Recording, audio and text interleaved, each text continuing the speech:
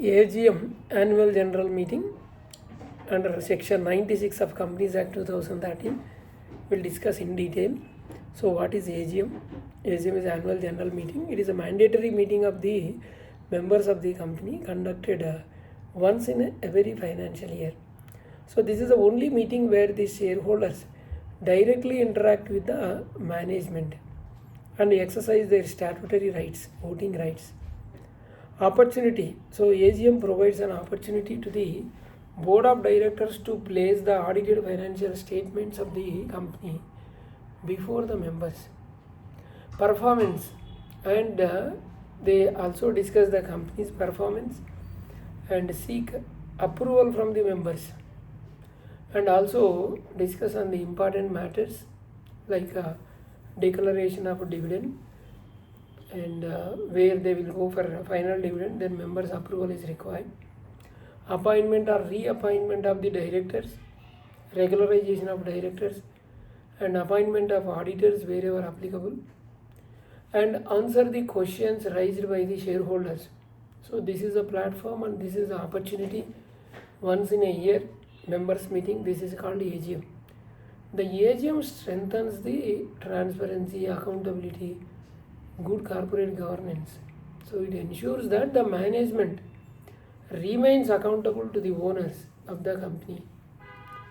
That is, owners of the company, the shareholders. So in simple words, if the board manages the company throughout the year, the AGM is the occasion where the board reports to the performance of the company to the shareholders. In AGM, board of directors reports to the shareholders and seek their approval for various statutory matters. So which provisions of the Companies Act governs the AGM? Section 96 of Companies Act 2013. However, Section 96 should not be read in isolation. The reason is several other provisions are equally important for conducting AGM. For example, Section 96 deals with the holding of the AGM. Section 101 prescribes a notice period. 102 deals with the explanatory statement. 103 to 109 contains provisions relating to quorum, chairman, proxies, voting, and poll. 121. Section 121 deals with the report on AGM in specified cases. Secretarial Standards SS2 issued by Institute of Company Secretaries of India, that is ICSI, provides a detailed procedural guidance. So therefore, whenever we discuss AGM and AGM compliance, we should understand that it is not governed by the single section, but by the complete legal framework under Companies Act and Secretarial Standards. Companies Act, sections and rules, and Secretarial Standards. Why has the Companies Act made the AGM compulsory? So many people ask whether the AGM is merely a legal requirement or whether it serves a real purpose. The answer is that the AGM is one of the most important mechanisms for ensuring corporate democracy. We'll see the principle, concept. The shareholders are the owners of the company, whereas the directors are the responsible for managing the affairs of the company. Since the directors manage the company's business using shareholders' investment, they must periodically report back to the shareholders. So the AGM enables the shareholders to review the financial statements, discuss the company's performance, ask the questions to the management, vote on the important resolutions, and participate in the governance of the company. So without AGM, shareholders would have very limited opportunities to supervise the functioning of the board. So the AGM promotes this transparency, accountability, and gives the confidence to the investors. So which companies are required to hold AGM?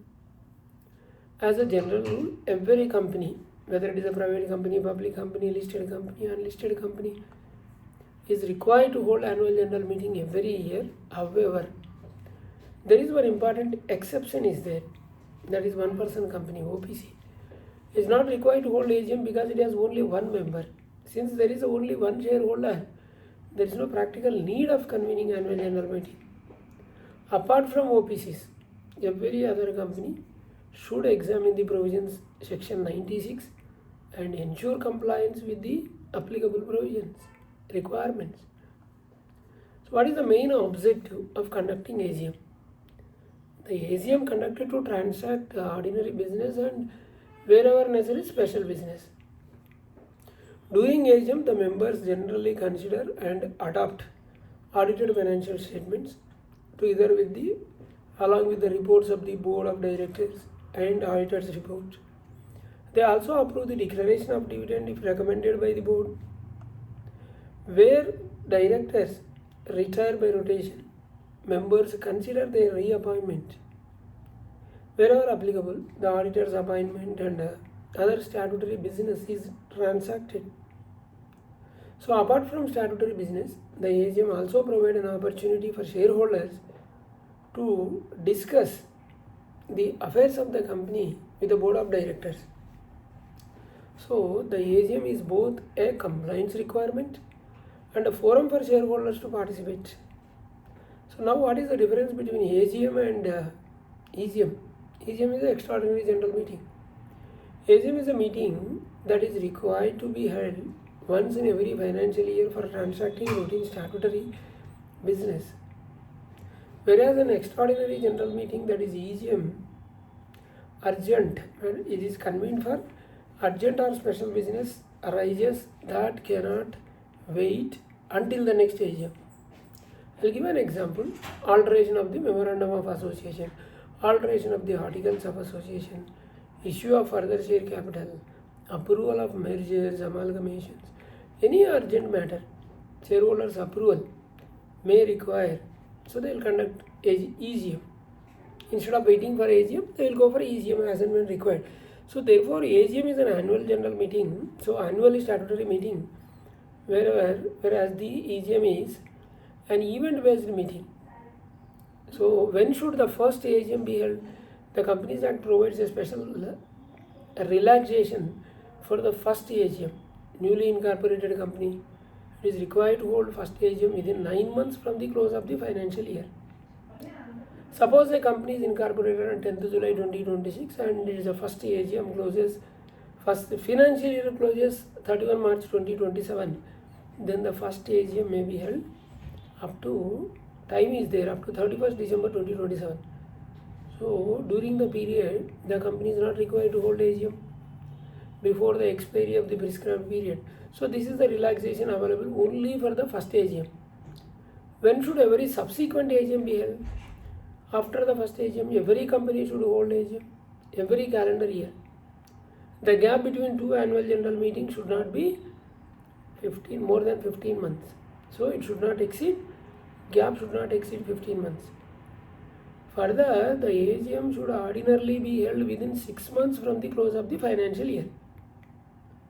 So for most companies following the financial year ending 31st March, the AGM should normally be held on or before 30th September unless any extension has been granted wherever permissible.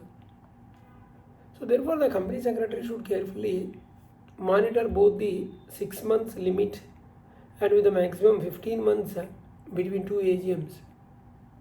Can the register of companies extend the time for holding AGM? Yes, but only limited, that is for only limited circumstances. The ROC may grant extension of time for holding AGM, generally for reasons that justify the delay, subject to the provisions of the Companies Act. Such extension not available for the first AGM, because already first AGM it is there. Therefore, the company should not assume that an extension is automatic. They should make a proper application with a valid reason before the expiry of the prescribed time. Wherever permitted by law, at the best practice, the company should complete all annual compliances well in advance instead of depending on the extension. So what happens if the company fails to hold the AGM?